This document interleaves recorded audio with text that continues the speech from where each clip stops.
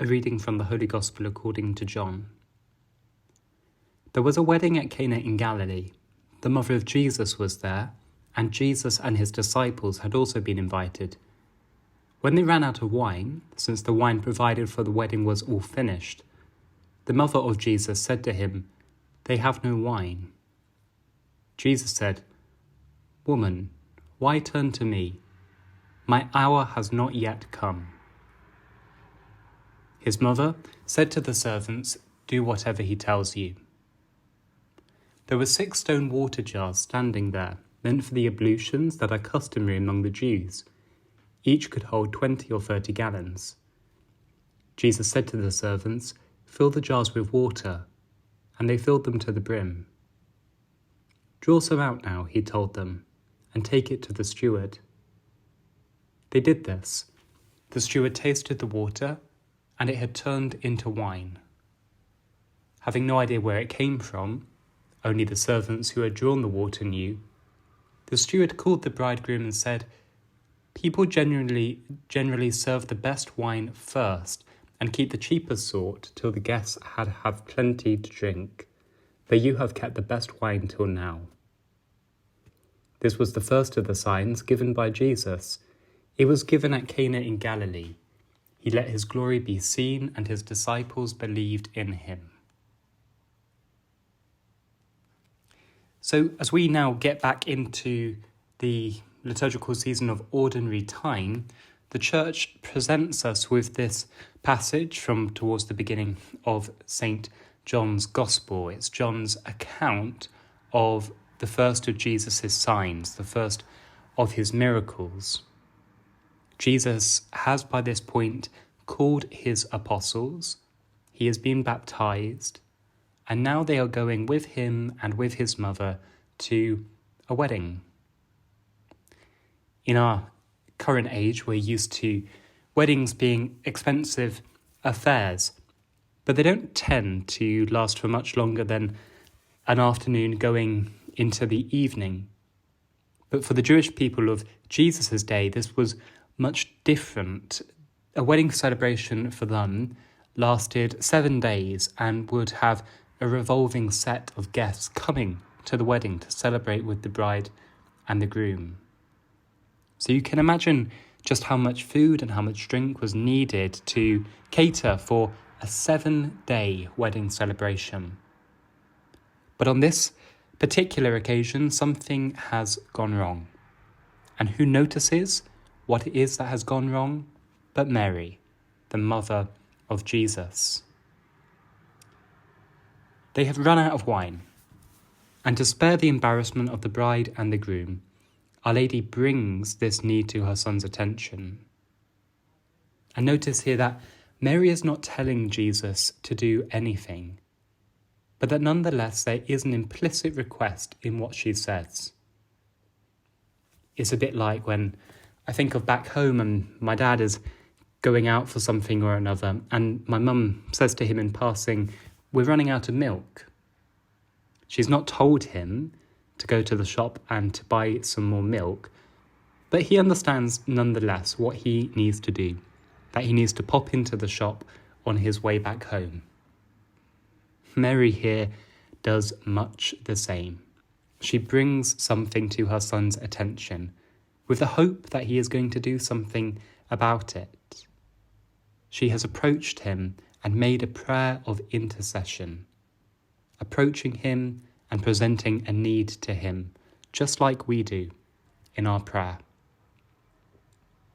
And she wasn't coming to him, notice, with her own needs, but instead she was interceding with her son to spare this couple, this newly wedded couple, from embarrassment. That's Mary, noticing our needs before we even notice them. She's full of compassion. She's always thinking of others. And when Our Lady speaks, Jesus listens. And after listening, he says 2 surprising things. First of all, he says, "Woman, why turn to me? Woman, why turn to me? That's the translation we're given. Another translation is woman, what's this to you and to me? Now, at first, when we hear that, when we listen to that, we think that it doesn't seem like a very respectful way to Jesus to speak to his mother, addressing her as woman. To our ears, it just doesn't seem quite right.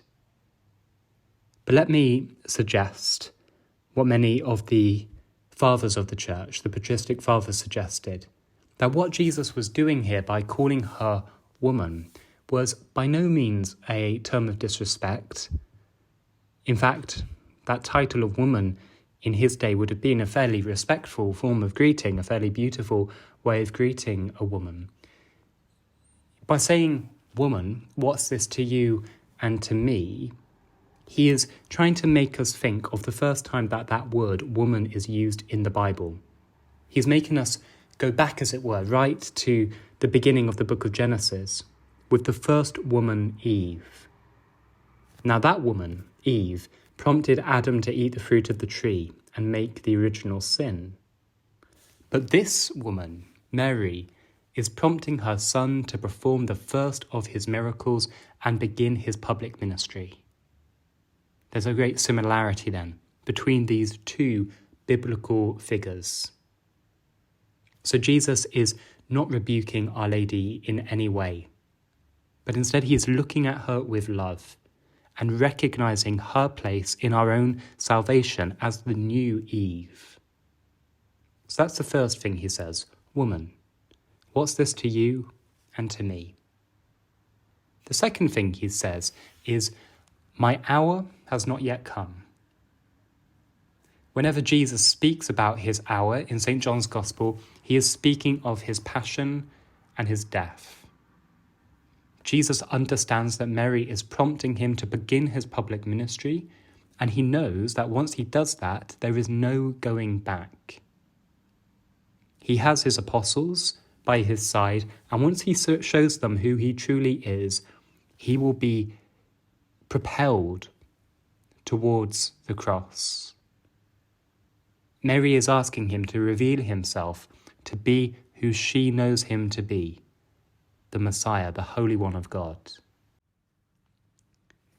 But after recognizing the need brought to him by the new Eve, and the fact that this one act will ultimately take him to the cross, Jesus decides that this is the right moment.